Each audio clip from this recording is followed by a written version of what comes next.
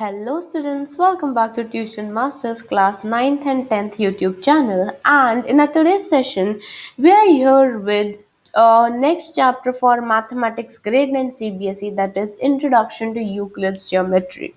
So as you guys know, we had done linear equations in our last session. So before that we had Euclid's geometry also to cover up. So yes, today we're going to do this chapter. It's quite important, and bit concepts. The concepts are easy, but you have to remember each and every points, as in each and every postulate. Post number one, you have to name it exactly the same, then axioms and definitions.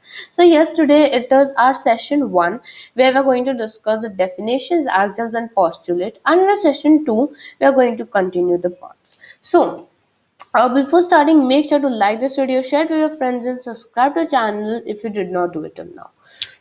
So what are we going to study in this chapter? In this chapter, we will study about what is Euclid in geometry, who was Euclid, then some definitions, axioms, and postulates in our today's session. In the next session, we are going to discuss about the equivalent versions, I mean the other versions of the fifth postulate given by Euclid. That we are going to study in the next session. So let's start with the today's session. Now here, look over here. This is a pyramid, Now, have you ever thought that how are pyramids made in the olden time? Right here, you see this is a square-based pyramid. Now, can pyramids be constructed only with square bases? Like only can we use a square base only, or can we use other base only? So answer is no. Why no? Because there are many other shapes, like the base can be triangular also, it can be pentagonal also. There can be various shapes to the base of the pyramid. Correct.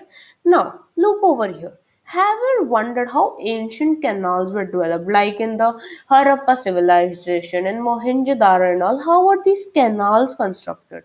How did they get the idea to make it?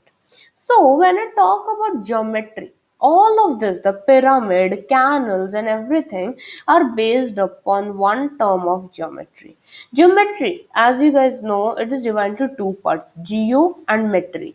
Geo means earth, and metry comes from the word metron, that is to measure. So we are measuring something, measurements, and all of these things is geometry, isn't it? Now, the first proof in geometry was given by Thales. Okay, Thales was a very famous mathematician who gave some proofs in geometry. Later on, Pythagoras worked on, the Pythagorean triplets, the Pythagoras theorem, h square is equals to p square plus b square. That is what the Pythagorean uh, uh, what is that? The theorem is there, right? For right angled triangles, isn't it? Next was Euclid. Euclid was like the person who compiled all the work he knew in one treatise, in his one book known as Elements, which has 13 chapters in total.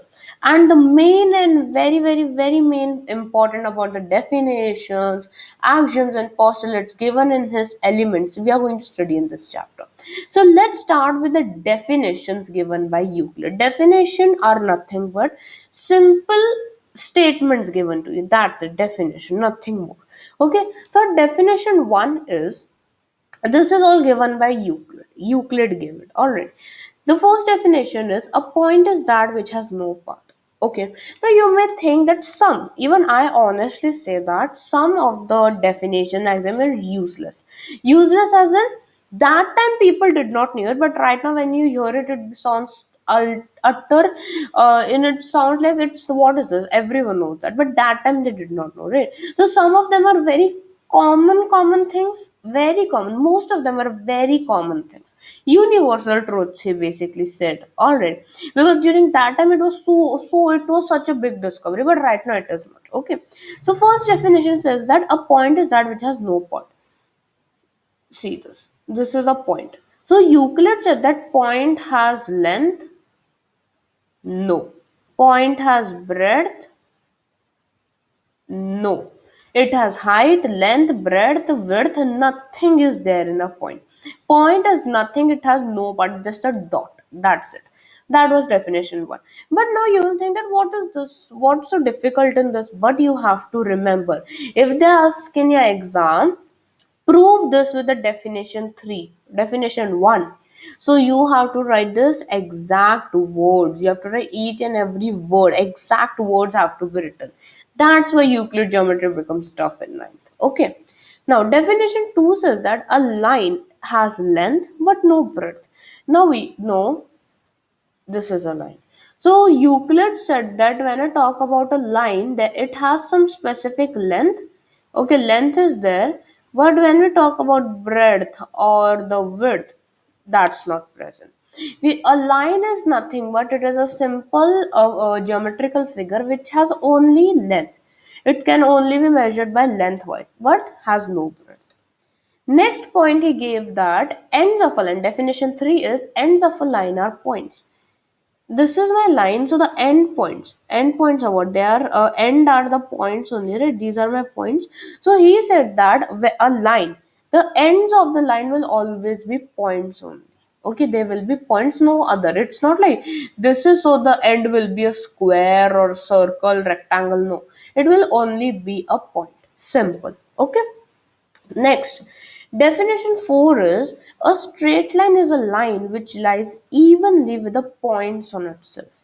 He says that if a straight line, this is my straight line, just imagine. So, what happened is the points which are on it, all the points, points are also in a straight line. Okay, evenly the points are there on a straight line. Okay, it lies evenly, the points are evenly on the straight line. That was his definition 4. Definition 5. A plane is a surface which lies evenly with straight lines on itself. A plane, what is a plane? Let's say if I this, a square I made. This is a plane. A circle, that is a plane. A rectangle, that is a plane. So Euclid said that in his definition 5 that a plane is nothing but it's just a surface. It's just a surface and it is made up of straight lines. Here you see straight line, straight line, straight line. Okay, so out of straight lines it is made. The circle is not made of straight line, but still it is a plane. Alright. Next, he said that a surface is that which has only length and breadth. He said that if this is your shape, so it will have some length, it will have some breadth also. Sorry, breadth and length will be present. So he said that line has no breadth but only length. In definition 6, he says that surface has length also, it has breadth also, but it doesn't have any thickness. All right. The second last definition is edges of a surface are lines. What he said, if this is my surface, so the edges, okay, these are known as the edges, right? These edges will always be lines only. Okay, these edges will be line. Definition 7. Last definition was a solid has length, breadth, and thickness. Any solid, whether it be a sphere, a cube, a cuboid, a cone, a cylinder, anything, it will have some length. Okay, it will have some length, it will have some breadth, it will have some thickness also. So, that is what he said in his definition 8, that solid will have length, breadth, thickness, surface will have only length and breadth, then length will have only one length. That's what he said, and apart from that the other definitions. Okay, so these were the 8 definitions which Euclid gave in his book Elements, right? There he gave all these 8 definitions. Now, what happened was after this, on the basis of these definitions and observations, Euclid said some obvious universal truths which were known as axioms and postulates. Now, right now, we all know these 8 definitions which I showed you, we all know that this is very, very common. Right? We all know what is the meaning of them. Right? So, what you have to remember each and every definition in the word by word exams. Alright. So, on the basis of these definitions and everything, he gave some axioms and postulates. Now, axioms and postulates were all universal truths. Even as a universal truth, that is, he did not discover anything. Like if we talk about Pythagoras, he discovered the Pythagoras theorem, isn't it? He discovered it. It was not there. It discovered it. But Euclid, he wrote all these universal truths, nothing else he did. Okay. Now, what are axioms? Axioms are the assumptions which we use in mathematics are and they are universal truths. Okay, we use it in the entire mathematics, algebra, geometry, everywhere we use it. Okay, they are the universal truths, but it's nothing special. They're universal truths and they're known as axioms. Now, Euclid also gave some axioms which you have to remember. So, axioms are important, that mostly comes in the exam. Alright, axioms and the fifth postulate are the ones which mostly the schools focus on. So, axiom number one says things which are equal to the same things are equal to one another. Okay, see, the words are complicated, but listen carefully. Things which are equal to the same things means if I have two values x and y and z. Okay, so things which are equal to the same thing, if x is equals to y is equals to z, so are equal to one another also. That means the y are common here, right? So things which are equal to the same things only, they will be equal to one another. That means x and z will also be equal to each other. Okay, if x is equals to y and y is equals to z, right? So they are equal. X and z are equal to the same things only, so they will be equal to one another. The first axiom. How? Look at one more example. Now, if a line PQ is equals to RS and RS equals to TU, then PQ is also equals to TU. How? If PQ is 2 centimeter, RS is 2. Now, RS is also 2 and TU is 2 centimeter. So, what we get, that he said that this PQ and TU will be equal to one another. So things which are equal to the same thing. Okay, if I have anything, अगर वो same ही चीज के equal है तो both of them will be equal to one another. Okay. Next one. If equals are added to equals, then the wholes are equals. He says that if equals are added to equals, if x is equals to y, okay, that we have equals, they're equals. So if I add z to them, x plus z equals to y plus z, so this whole will also be equal. He says that if equals are added to equals, if two numbers are equal, if I add equal values to both of them, then the value which we get, the whole answer which we get, that will also be equal. That's common, right? Okay, if I have 5 equals to 5, so if I do 5 plus 1 here and if I do 5 plus 1 here, both of them will give me 6 equals to 6, right? So that is what he stated. If equals are added to equals, then the whole will also be equal. Look over here. If say that we have two jars of sugar, 2 kg, 2 kg, A and B are the jars, 2 kg and 2 kg. Now in both of them I'm adding 1 kg. Both of them I'm adding 1 kg. So what will happen? I'll get 3 kg. So these two were equal. Now I'm adding a equal weight of 1 kg. So the answer of which I get is also equal. So that was his axiom 2. Now, axiom 3 is nothing but the opposite of it. Now, if equals is subtracted from equals, the remainders will be equal. If x is equals to y, okay, if I do x minus z, so that will be equals to y minus z also. Okay, so that is what is said in the axiom 3. That's the opposite, the converse, you can say, not converse, like the opposite thing. That axiom 2 was addition, this is subtraction. Now again look the same example. 2 kg sugar jars I have. If I subtract 1 kg from both of them, so the remainders are also equal. So both of them are equal. I subtracted a equal value, so the answer is also equal only. Okay, that is axiom 3. Now axiom 4 important. Things which coincide with one another are equal to one another. He says that things which are coinciding means overlapping. If I have, let's say, two triangles, okay, two triangles, if I put it over here, and if the final answer is like this, both of them, both the triangles are here only. Okay, if they're overlapping it, so they're coinciding. Here, coincide means as overlapping, you can say. Okay, overlapping. So if both of them are overlapping completely, so they both will be equal to one another. For example, if now if you take any textbook, you take any textbook, you see that if you check the textbook without opening, you see All of this is evenly arranged, correct? It's not like one page is coming outside, one page is inside. No, no, all the pages are equal in length, they are coinciding with one another, isn't it? So all the pages are equal, that's why. Okay, so axiom 5 is also the justification of principle of superposition. That means if I take two figures, okay, they will be equal if I superimpose them on each other. Correct.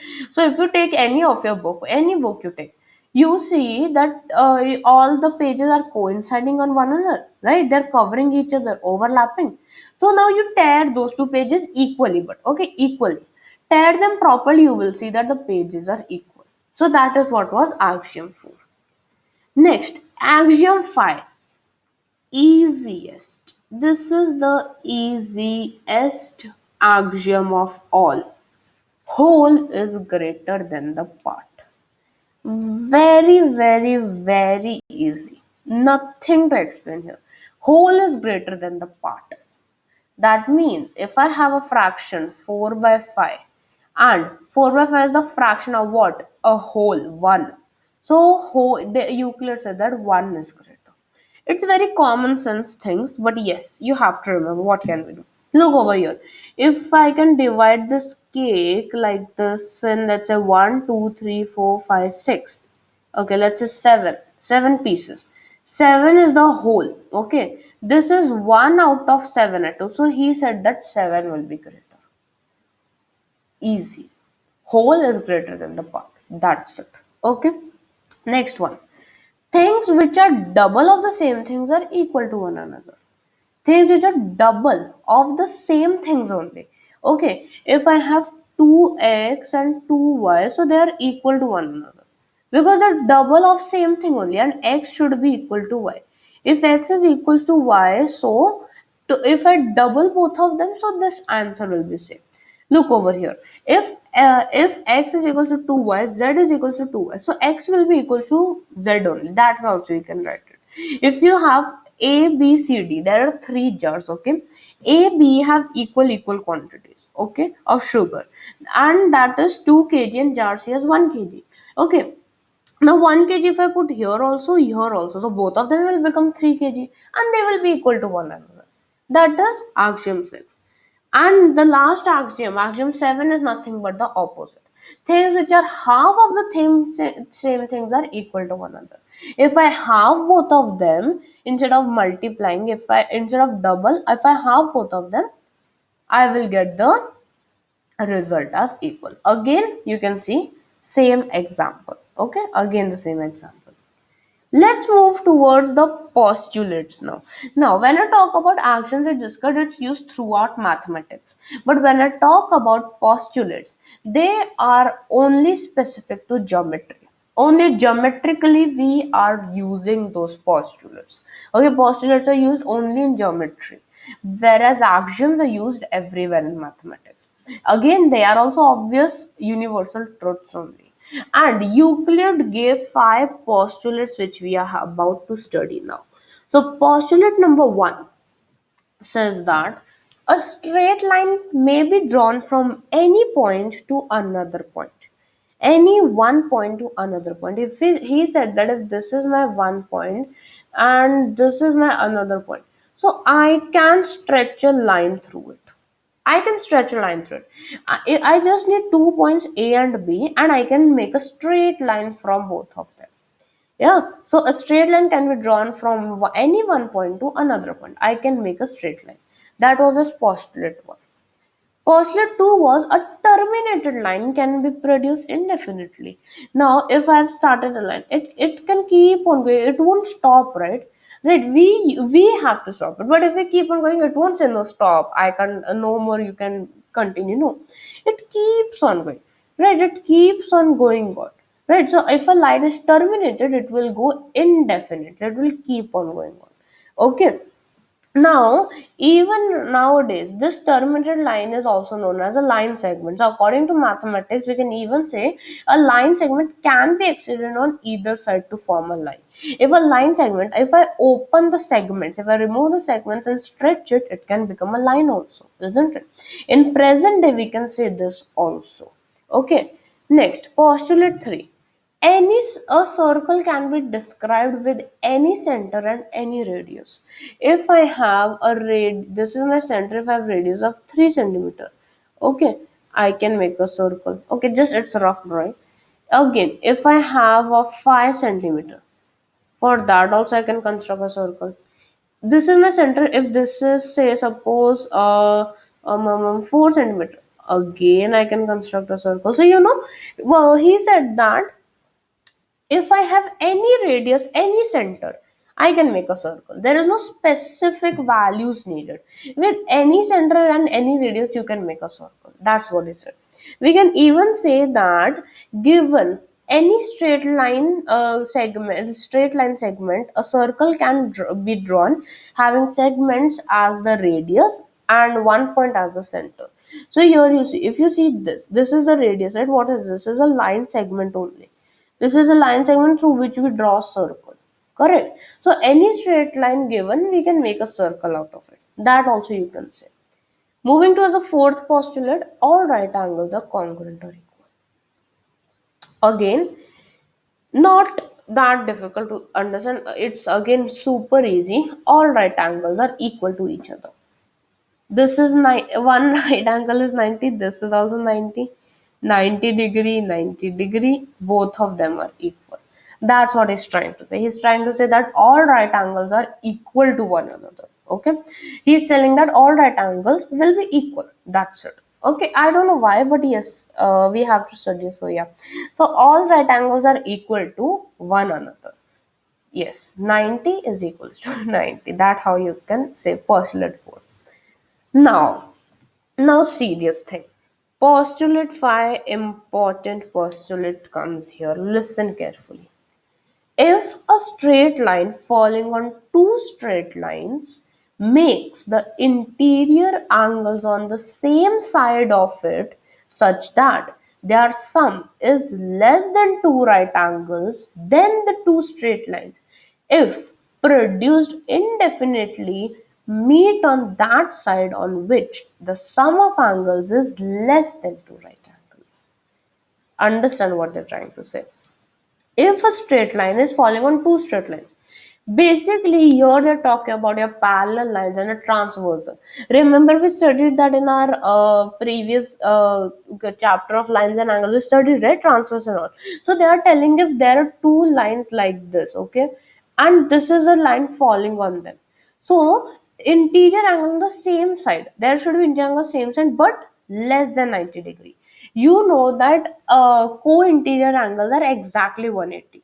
When 180, if it is like this, it will be 180. But if it is like this, if it is straight but other one is like slanted a bit like this, so it will not be equals to 90 degree. So A says that if we produce it indefinitely, once a time it will meet each other. Okay, they will intersect each other on that side, only on that side where the sum is less than two right angles. So two right angles is 180 degree only, right? So look at this figure. Look here. And he says that ST is the straight line which is falling on two straight lines element PQ. Okay, and sum of the two interior angles is 1 and 2. It will be less than 180 degree. Okay, so he says that if we keep on taking it, so once they will intersect each other. Now it won't intersect so easily. It will go ahead and intersect, but right now I'm just explaining and do it. So they are intersecting each other. L and PQ will intersect from this side only because this is less than two right angle, that is 180 degree. Okay, now that is about the postulate 5, but as per your NCERT syllabus, we even have a topic of equivalent version of fifth postulate. So in our next session, we are going to come up with the equivalent versions of the fifth postulate. This just postulate which we study, equivalent version of that, along with some very important NCERT based questions for your examination on Euclid geometry. So with this, we have completed with today's session. Thank you so much for watching, and I'll be seeing you in the next session where we discuss the equivalent version of fifth postulate with the questions. Make sure to like this video, share to your friends, and subscribe to the channel right away if you did not do it till now. I'll be seeing you very soon in the next video. Till then, take care and goodbye.